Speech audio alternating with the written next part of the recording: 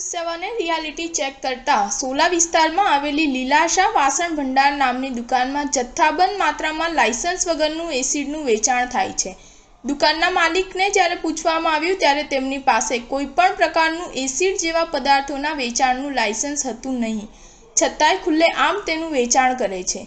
તેમની દુકાનમાં star news 7 reality check કરવા જતાં ભાજપના પ્રભારી રવિ નામના વ્યક્તિ ત્યાં આવીને સ્ટાર ન્યૂઝ 7ને પત્રકારની સાથે ગેરવર્તણૂક કરી તેમને વિડીયો ના ઉતારવા માટેની ધમકી આપી અને કહ્યું કે હું સીએમ સાહેબના વિસ્તારમાં રહું છું અને ભાજપ સાથે જોડાયેલો છું।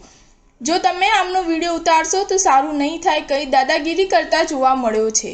સુપ્રીમ કોર્ટે એસિડના વેચાણ પર ખુલ્લેઆમ પ્રતિબંધ મૂક્યો છે। 18 વર્ષથી ઓછી ઉંમરના કોઈપણ વ્યક્તિને એટલે કે સગીરોને એસિડનું વેચાણ સખત પ્રતિબંધિત છે।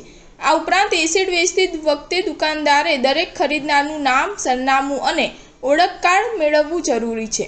એસિડ અટેકના વધતા જતા કિસ્સાઓ અને તેના પરિણામોને ધ્યાનમાં રાખીને આવું કરનારા ગુનેગારોને ઓછામાં ઓછી 10 વર્ષથી વધુમાં વધુ આજીવન કેદની સજાની જોગવાઈ કરેલી છે।